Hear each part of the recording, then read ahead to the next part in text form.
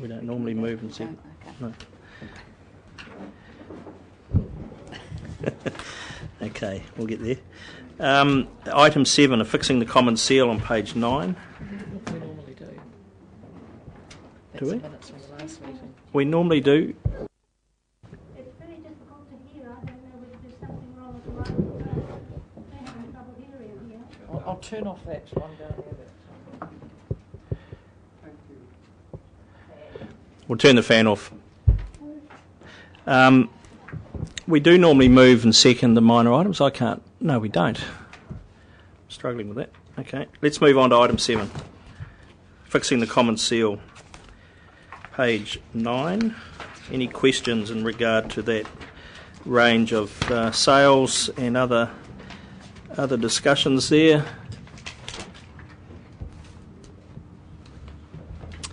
Councillor Scott. Mr. Chairman, the answer may be just a standard procedure, but was there anything in particular that Mr. Hicks had to be issued with a warrant? No, it's standard procedure Yep, for, you know, this is just right to inspect establish a warrant, yes. Yeah. And Councillor Hewitt. Just a question. Port of Napier, has it not officially been changed to Napier Port? No, it's officially still the Port of Napier Limited, but its trading name is Napier Port. Yeah. What do you mean consistency over there? No, I think it would still be required to use its legal entity name on any legal documents. Councillor Dick. Just to Mr Drury, leasehold land sales still continuing at quite a significant pace? Yes, Councillor, they are. They're a little bit of a surprise, frankly. Yeah. They just So don't seem to stop. Well, the interest rates are still low, so that's the Yeah. only reason I can think of. Yeah. Right, and it's nothing to do with the period of discounted sales? No, absolutely not. No. That's good. Okay, no further questions. You happy to move that, Councillor Dick, that we accept that? Moved, Councillor Dick. Seconded, Councillor Scott. No discussion. I'll put that motion. All those in favour, please say aye. Contrary, no. Carried. Thank you. Now, this is a staple of the diet at this time of the term, the Triennial Agreement, which is between the councils to take us in an orderly fashion through the next 3 years as a group in Hawke's Bay. So I'll hand that over to the Chief Executive, who's had quite a part in the authoring, I think, of this document. Thank you, Mr Chairman. So, as the Chairman has stated, this is a staple. It has been a requirement for local government since it was introduced in the Local Government Act in 2002. And basically it's required throughout the country, and it's a mechanism by which all the councils within a particular region agree to engage, agree to consult, and in particular it's built around a requirement that if a regional council decides that they're going to introduce or considering any significant new activity that they wish to undertake that they may not have done in the past, that there's a process by which they work through that with the territorial authorities concerned. So in this particular case, we have 6 territorial authorities that are signatory to this, because we also have Rangatiki and Taupo. As in previous times, I have circulated a draft of this to all those councils back in January, and have received replies at an officer level.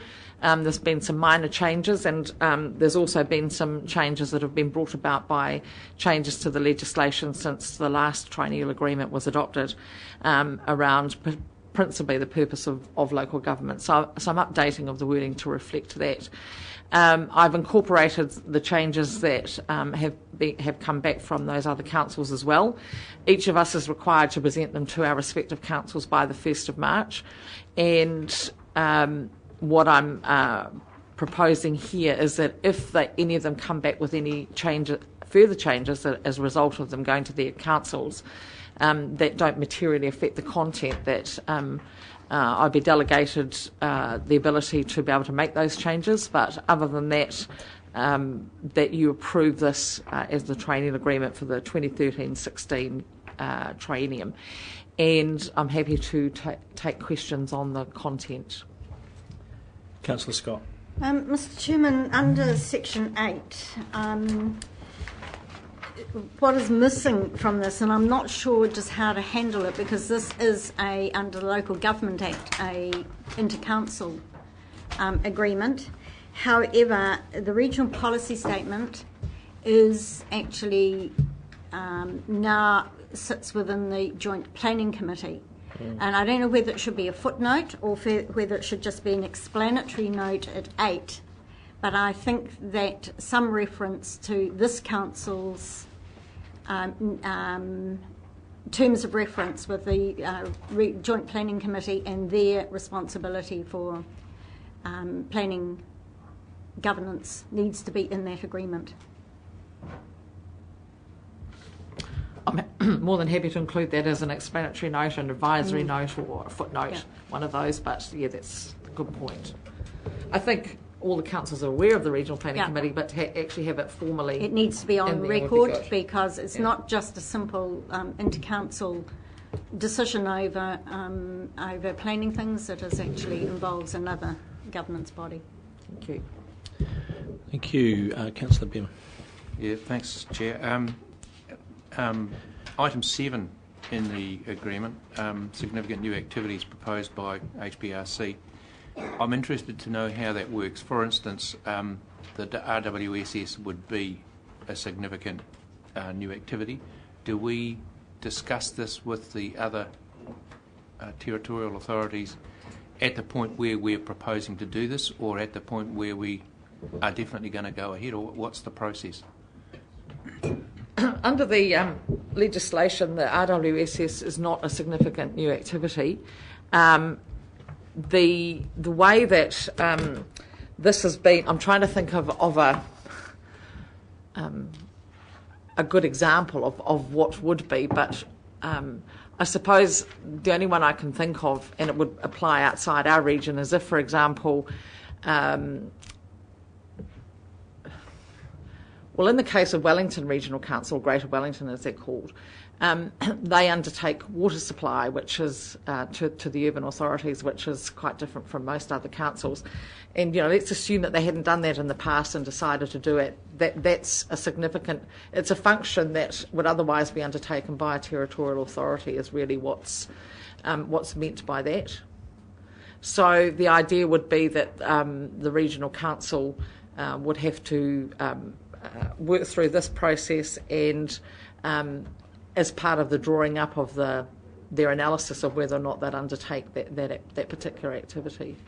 And the reason I say that the RWSS is not a significant new activity, it's an investment that's being considered by the council, but it's not of itself a new activity. A new activity relates to much the broader functions as around, for example, water management, public transport, air quality management, things like that. So, okay, I'll give you an example. Let's say the regional council decided that we were going to take over and had agreed with NZTA that we would take over the state highway management in Hawke's Bay, for example. I mean, not going to happen, but that would be that kind of new activity would then trigger this and require consultation with the territorials. Well, Mr.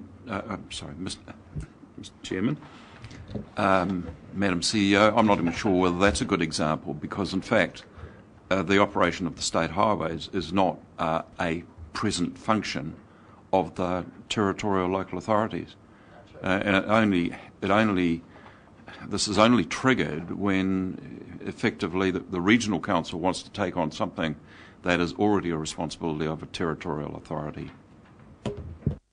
And take on is a better term than take over. I agree. Yeah. Any other questions? Any concerns or flavours of the intention of the document you wish to discuss?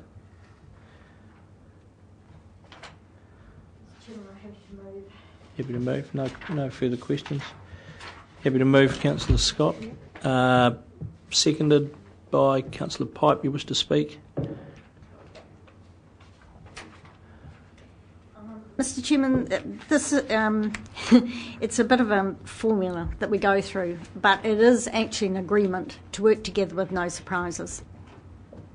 And I think that that's very important, and I hope that that's a completely circular process that is followed through the forum. It's easy, and just to put that into common language, is it working? Yeah, it does work. It's a document you don't go back to, generally. So just out of interest, to follow on from Councillor Graham's question, how many times have the terms of this document arisen in the last 3-year period, for instance? I'll allow some questions. We probably should have had these before, but to finish the item. Probably, if I'm really honest, once, which is when they considered last time. But having said that, the development, of the Hawke's Bay Local Authority Shared Services Company, which is now referenced in this, really followed the process that was set, even though it's not a significant new activity just for the Regional Council, it certainly followed the process that was sort of set out in that. Any other speakers? Wish to sum up? Mr. Chairman, because I will add that yes, it has been brought into play, and a really good example of it was the follow through of the HPUDs and the working of that into the Plan Change 4 on the regional policy statement. Okay. Thank you. Well, I'll put that motion in. All those in favour, please say aye. Contrary, no. Carried. Thank you. Draft annual plan update on page 25. Now I'll hand this over to Mr. Drury, who can take us through this paper and then perhaps outline with some clarity what the what you need to go forward to finally formulate the plan. I think would be useful. Thank you, Mr. Chairman. Councillors, this is a paper to follow up the workshop on annual plan held on the 11th of February, which wasn't too far back, so you'll remember a lot of that content. At the end of that workshop, which went on for a number of hours and considered a lot of issues, at the end of that workshop, staff were asked to go away and have a look at the rate level. Now, you'll recall at the workshop the rate level was drifting up towards 7%. That's the base rate put forward at the workshop, plus a couple of additional requests for additional expenditure. So this paper looks at getting that rate level back and comes up with a recommendation for you to consider. On page 1 there, just to go over some of that material that came up in the workshop, the table there on page 1, table 1, the purpose of this table is to put down the rate increases approved by the LTP for the first 3 years, and you'll note there that they are relatively modest, 4.1, 4.1 and 3.9, and they come to a total of 12.1. And at the workshop the discussion was around keeping the rate level to be consistent with the 3 years of the LTP, bearing in mind that the 13-14 year the rate level dropped from the LTP level of 4.1 to an actual of 2.4. So this year the proposal was to pick that up to restore to LTP levels, which means that the base rate level would be 5.6%. Okay, if we just go to page 2, I set out there the additional requests discussed at that workshop, the additional expenditure requirements. There were 2 areas, one economic development and one tourism. On page 2 there, if we look at the economic development request, the request is for an additional $107,000. And the proposal at the workshop was to make this up or to fund this by the additional funding provided through the LTP, which is just your normal increment of $43,000, all going to economic development and not to tourism, and an increase in the targeted rate of $64,000.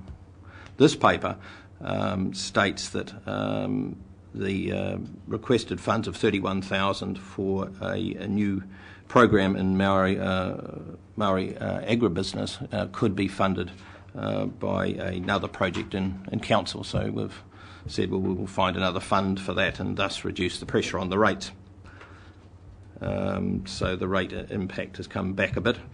The request for funding for tourism, the 3-year term for the 850,000 arrangement has come to, or will come to an end at the 30th of June 14, and the request put forward by the Chief Executive of Hawke's Bay Tourism was for a continuation of the 850, but also an additional 160,000 for the 14-15 year. And then you'll recall that the extra 160,000 was Cricket World Cup, 35,000, China Tourism Development, 50,000, and Australian Campaign Activity, 75, and that adds up to the 160.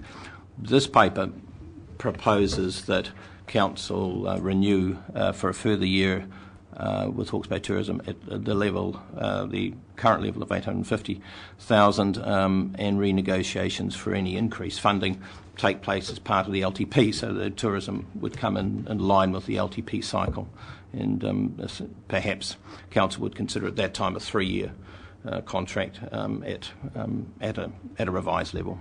That's what this paper presents. One additional point there is that the only additional FTE put into the draft annual plan, that's over and above what 13-14 FTE count was an additional FTE in land for land management, and that pertains to Plan Change 6. It's $60,000. It's not proposed. This paper does not propose that 60,000 gets taken out again because of the importance of Plan Change 6 going forward, and we. And its staff's recommendation that we should start to make put resources in to start that process. So that's not taken out. If it was, then the proposed rate level in this paper would drop back from 5.86 to 5.46 if that extra FTE position was taken out. So, Mr. Chairman, the summary table there on page 3 proposes a 5.86% increase in rates, given that last year was only 2.4.